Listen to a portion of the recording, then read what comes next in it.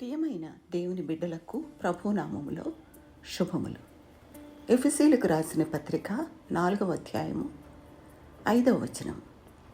ప్రభువు ఒక్కడే, విశ్వాసం ఒక్కటే, బాప్తిస్మం ఒక్కటే, అందరికీ తండ్రి అయిన దేవుడు ఒక్కడే. ఆయన అందరి పైగా ఉన్నవాడై అందరిలోనూ వ్యాపించి అందరిలో ఉన్నాడు అని చూస్తున్నాం.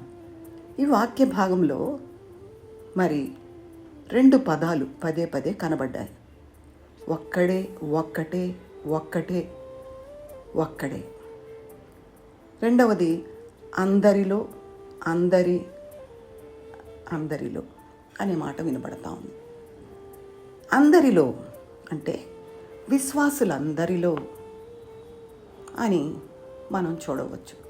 2వ అధ్యాయం 22వ వచనంలో ఆయనలో మీరు కూడా ఆత్మ మూలముగా దేవునికి నివాస స్థలమై ఉండుటకు కట్టబడుచున్నారు అంటున్నాడు.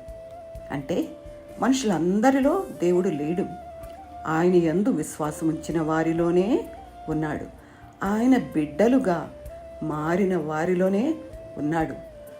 ఆయన ఇచ్చే రక్షణ పొంది ఆయన సహవాసంలోనికి చేరిన వారే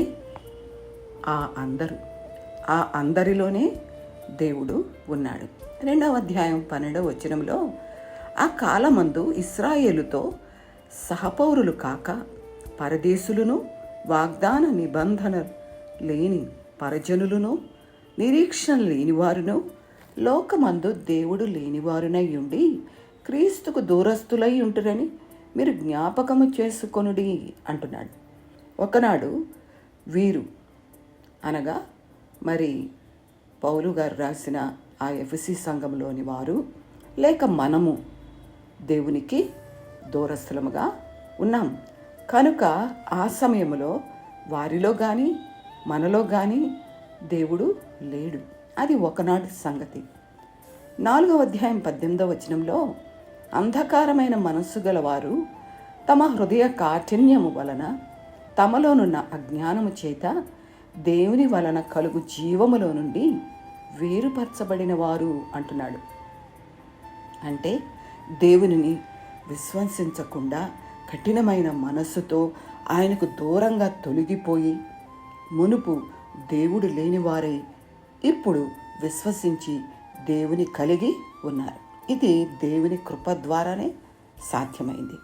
కాబట్టి మనందరిలో దేవుడు ఉన్నాడు. దేవుని నామానికి స్తుతి కలుగును గాక. ఆమేన్.